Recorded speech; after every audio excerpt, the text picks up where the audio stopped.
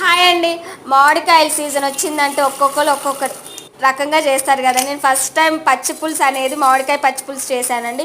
ముందైతే మామిడికాయని కుక్కర్లో వేసి ఉడికించుకున్నాను, కొంచెం పసుపు వేసి. తర్వాత స్టవ్ మీద బాండి పెట్టుకొని ధనియాలు, జీలకర్ర, మెంతులు వేయించుకొని, మిరియాలు కూడా వేయించుకొని పక్కకు పెట్టుకున్నాక 2 ఎండుమిర్చి, 2 పచ్చిమిర్చి బాగా కాల్చుకున్నానండి. తర్వాత ఇది ఉడికించుకున్న మామిడికాయని ఒక గిన్నెలోకి వేసేసుకొని బాగా పిప్పంతా తీసేసి బాగా ఎండుమిర్చి, పచ్చిమిర్చి కూడా వేసి బాగా మెత్తగా మ్యాష్ చేశాను. తర్వాత మనం వేయించుకున్న దాన్ని మిక్సీ పట్టుకొని ఒక స్పూన్ అది ఉల్లిపాయ ముక్కలు, ఉప్పు, కొత్తిమీర కూడా వేసుకొని కలిసేటట్టు కలుపుకొని ఉప్పు చూసుకున్నానండి. నాకు ఉప్పు పులుపు అంతా పర్ఫెక్ట్గా సరిపోయింది. తర్వాత స్టవ్ మీద బాండీ పెట్టుకొని తగినంత ఆయిల్ వేసుకొని వెల్లుల్లిపాయ రేకులు, పోపు దినుసులు, కొంచెం పసుపు వేసి బాగా వేయించుకొని మనం ముందుగా చేసి పెట్టుకున్న పచ్చి పులుసు దాంట్లోకి పోపును కూడా వేసేసి మూత పెట్టేసి ఒక 5 నిమిషాల తర్వాత వేడి వేడి అన్నంలోకి పచ్చి పులుసు ముద్దపప్పు వేసుకొని తింటే అమోఘంగా ఉందండి. మీకు కానీ నచ్చినట్టయితే ఒక్క లైక్ ఇచ్చి సబ్స్క్రైబ్ చేసుకోండి.